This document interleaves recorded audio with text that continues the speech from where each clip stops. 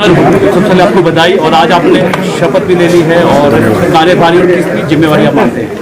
नहीं, जिम्मेवारी देखिए ऐसा है कि 8 से 10 महीने जो हैं वो इस टेन्योर में शेष हैं, तो सिर्फ एक चीज़ दिमाग में आती है कि काम बहुत ज़्यादा है, टाइम बहुत कम है, तो बस यही है, मतलब थोड़ा एफर्ट ज़्यादा करना पड़ेगा।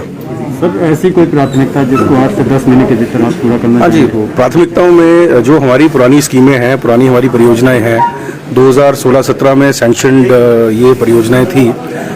स्वर्गीय राजा वीरभद्र सिंह और सुजान सिंह पठानिया इनके द्वारा सैंक्शन की हुई तकरीबन 4-5 स्कीमें ऐसी हैं जिनके ऊपर मतलब अभी कार्य प्रारंभ नहीं हो पाया है, जिसमें एक रे कॉलेज की बिल्डिंग है हमारी।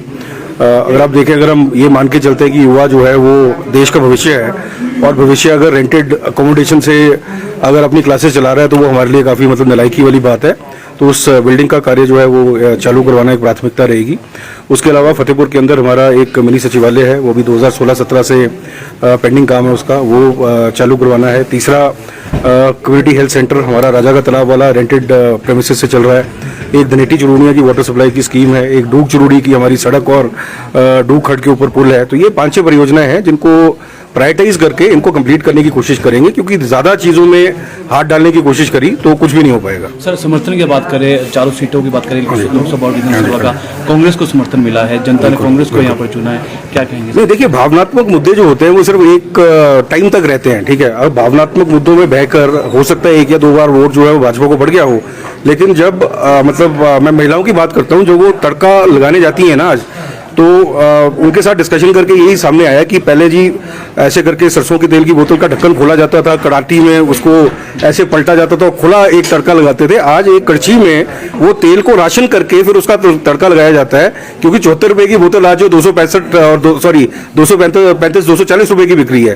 तो भावनात्मक मुद्दे एक समय तक चलते हैं, उसके बाद रोजी रोटी की बात आ जाती है, रोजगार की बात आ जाती है, महंगाई की बात आ जाती है, और वही जो है वो सामने आया है। आपको क्या लगता है कि तड़का बीजेपी को लग गया उसका, जो महंगाई? नहीं, ये तड़का तो भी लगना है, ये ट्रेलर है तड़का, ये बेसिकली 2022 के लिए मैंडेट है।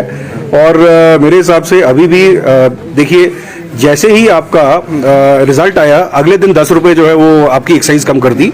मेरा ये मानना है एक्साइज में अभी भी 23 रुपए का और जो है वो एक स्कोप है।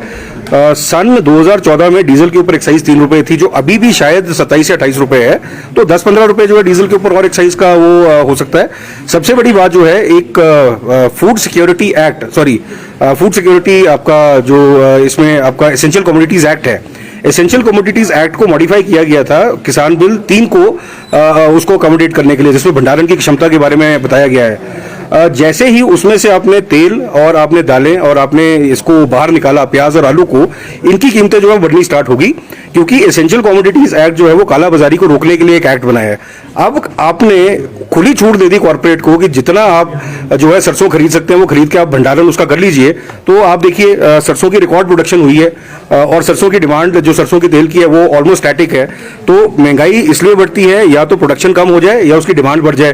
प्रोडक्शन बढ़ी है, डिमांड स्टैटिक रही है, उसके बावजूद तेल जो है 70 रुपए से लेकर 240 रुपए का गया है, तो ये काला बाजारी नहीं है तो और क्या है। तो ये सारी की सारी सरकार के द्वारा जो स्पॉन्सर्ड ये महंगाई की जो स्कीम्स हैं वो जनता समझ रही है धीरे धीरे इनको। ठीक है, थैंक यू जी।